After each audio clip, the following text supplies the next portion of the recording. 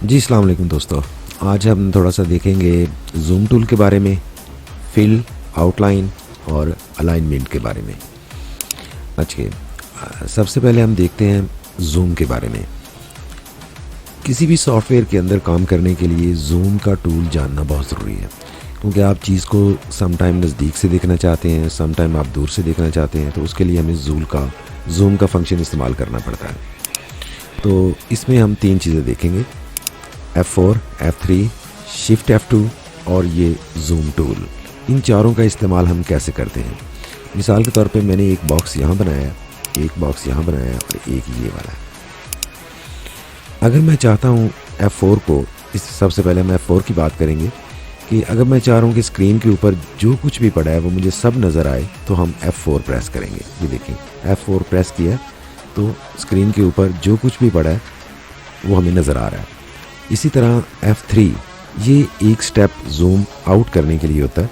ये देखें, मैं प्रेस कर रहा हूँ, जूम बैक हो रहा है एक स्टेप। और यहीं से अगर मैं F4 दबा दूँ तो क्या होगा, स्क्रीन के ऊपर जो कुछ भी पड़ा होगा वो सारा हमें नज़र आएगा। ये देखें, ये सारा नज़र आ रहा है। आगे चलते हैं शिफ्ट F2 पे।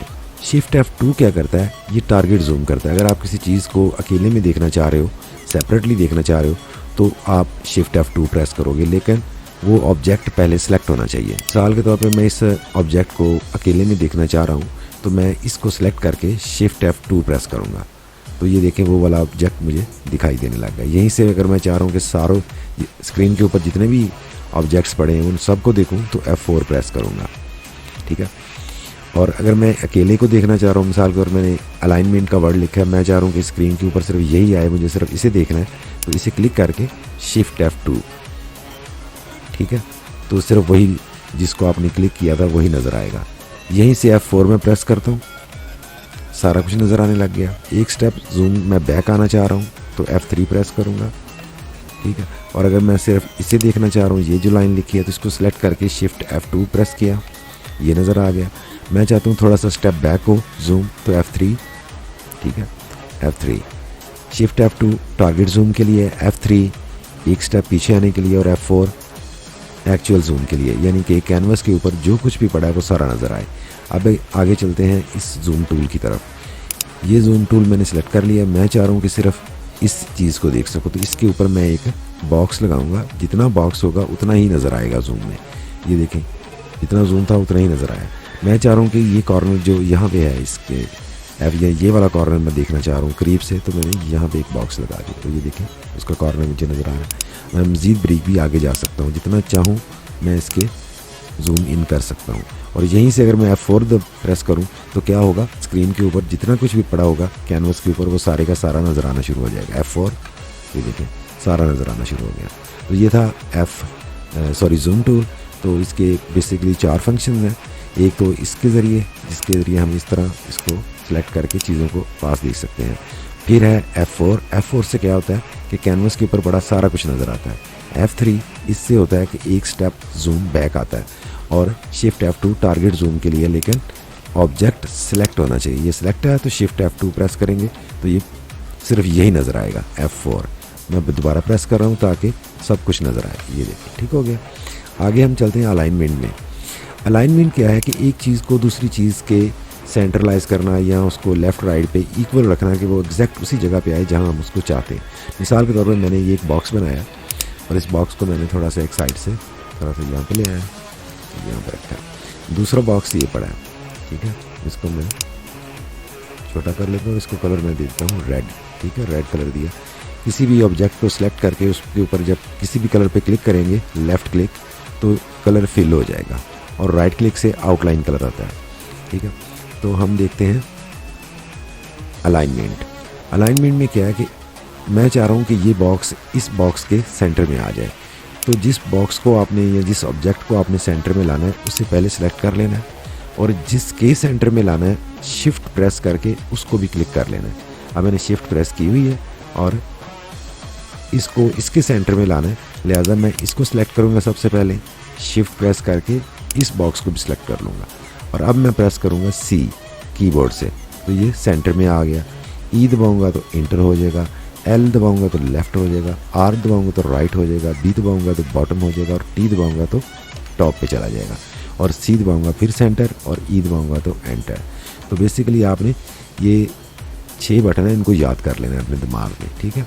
दोबारा देखते हैं, इसको इसके सेंटर में लाना है, तो इसको पहले सेलेक्ट करना है, शिफ्ट प्रेस कर लेना है कीबोर्ड, पहले इसे सिलेक्ट कर लेना है, फिर शिफ्ट प्रेस करना है, और उसके बाद माउस के साथ उस ऑब्जेक्ट को सिलेक्ट करना है जिसके सेंटर में लेके आना है। तो ये सिलेक्ट हो गए, पहले ये सिलेक्ट हुआ, फिर शिफ्ट के साथ ये सिलेक्ट हुआ। अब मैंने प्रेस किया है सब कुछ छोड़ के C center, E enter, B bottom, T top, L left और आर राइट। तो इसी तरह हम चीज़ों को सेंट्रलाइज करते हैं और उनकी अलाइनमेंट करते हैं। दोबारा देखते हैं एक दफ़ा, शायद कमी बेशी रह गई हो। जिस चीज़ को आपने सेंटर में लाना है उसको आपने पहले सेलेक्ट करना है, उसके बाद शिफ्ट प्रेस कर लेनी है और दूसरे ऑब्जेक्ट को सिलेक्ट करना है जिसके सेंटर में लाना है उसको, या जिसके हिसाब से सेंट्रलाइज करना है आपने। ये मैंने सेलेक्ट कर लिया शिफ्ट दबा के। अब मैंने सी, ई, बी, एल, राइट और टॉप ये बटन अलग-अलग प्रेस किए हैं जिससे ये चीज़ें अलाइनमेंट हो रही हैं, ठीक है। जब हम डिज़ाइन बनाते हैं तो समटाइम हम चीज़ों को एक दूसरे के सेंट्रलाइज करते हैं, कभी राइट करते हैं, कभी लेफ़्ट करते हैं, तो ये बिल्कुल परफेक्ट एक दूसरे के अलाइनमेंट में आएंगे इस तरह, ठीक हो गया। तो हमने एक चीज़ ये देखी जूम, और उसके बाद हमने देखी अलाइनमेंट। तो अलाइनमेंट का भी तरीका मैंने आपको बता दिया। और आगे चलते हैं फिल और आउटलाइन के लिए। मिसाल के तौर पर मेरे पास एक बॉक्स है, इसके अंदर मैं अगर कलर डालना चाहता हूँ तो इसको हम फिल कहेंगे। जो कलर अंदर डाला जाता है किसी बॉक्स के अंदर में या किसी भी ऑब्जेक्ट के अंदर, तो उसको हम फिल कहते हैं। और फिल नीचे कलर पड़े हुए हैं, इनमें किसी भी आप क्लिक करेंगे लेफ़्ट क्लिक, तो वो कलर उसके अंदर फिल हो जाएगा, ठीक हो गया। तो यहाँ से हम कलर फिल कर सकेंगे। कलर की मज़ीद डिटेल्स जो है वो हम आगे डिस्कस करेंगे जैसे जैसे हम काम करेंगे। तो यहाँ पे मिसाल के तौर पर मैं किसी कलर पे क्लिक करता हूँ तो उसके अंदर से भी कलर नहीं कर रहे हैं, तो इधर हमने अभी नहीं जाना।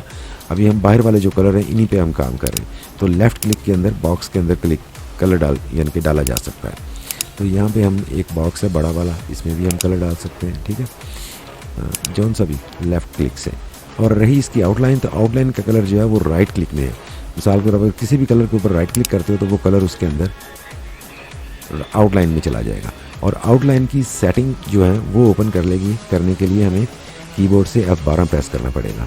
ये हमने F12 प्रेस किया, आउटलाइन पेन का एक बॉक्स सामने आया, इसमें यहाँ से कलर चेंज करेंगे, यहाँ से हम आउटलाइन का साइज़ जो है वो सेट करेंगे, और उसके बाद हम इन तीनों बटनों को क्लिक करेंगे। इन तीनों को ये याद रखना है, हमने तीनों को क्लिक करना है, और उसके बाद इन दोनों को भी क्लिक कर लेना है।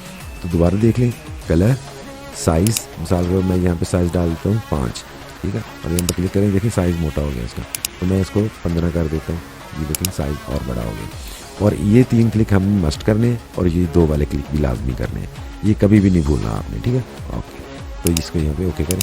अगर आपको लग रहा है कि आउटलाइन आप बाहर से भी चेंज कर सकते हो, यहाँ से साइज़ वही रहेगा, ठीक है। अगर मैं चाह रहा हूँ कि इसकी थोड़ी सी जो थिकनेस है उसको बढ़ाया या कम किया जाए, तो इसी को सिलेक्ट करना है। ये नहीं सोच करना कि इसको सिलेक्ट किया हुआ है और आप आउटलाइन इसकी सेटिंग करने जा रहे हैं। जब F12 आप प्रेस करेंगे तो इसकी सेटिंग बाहर निकलेगी, तो इसलिए हम इसकी आउटलाइन चेंज कर रहे हैं। तो लिहाजा इसे क्लिक करके फिर F12 प्रेस करेंगे, और यहाँ से हम इसकी आउटलाइन बढ़ा भी सकते हैं और कम भी कर सकते हैं। और ये जो 3 बटन है ये बेसिकली यहाँ की जो आउटलाइन है उसकी जो राउंड है ना, गुलाई, उसको सेट करता है। यहाँ मैंने इसकी गुलाई सेट की हुई है, ठीक है। ये तीनों ऑप्शन गुलाई के, इसको ओके किया, ये देखें आपको गुलाई महसूस हो रही है। अगर आप यहाँ पे कॉर्नर चाहते हैं तो इसे सिलेक्ट करके F12 दोबारा प्रेस करें, और इसको गुलाई की बजाय कॉर्नर जो है वो पॉइंटेड कर दें, तो ये देखें कॉर्नर उसके बिल्कुल ओके हो गए ऐसे जैसे आप चाह रहे थे, ठीक है। तो ये 2 चीज़ें हैं, इसको हम बाद में डिस्कस करेंगे कि हमने ये यहाँ पे क्लिक क्यों किए। तो फिलहाल आपने ये याद रखना है कि हमने यहाँ पे क्लिक करने ही करने, हर सूरत में करने। 3 ये वाले राउंड के लिए, और अगर कॉर्नर बनाना है तो फिर हमने ये वाले, और ये वाले 2 क्लिक हमने मस्ट करने हैं।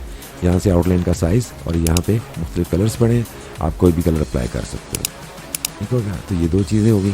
तो 3 चीज़ें होगी, सॉरी, ठीक है। जूम टूल हो गया, अलाइनमेंट कैसे सेट करते हैं, और फिल, आउटलाइन, कलर, ये तीनों चीज़ों को आपने ज़हन में याद रखना है। बहुत शुक्रिया।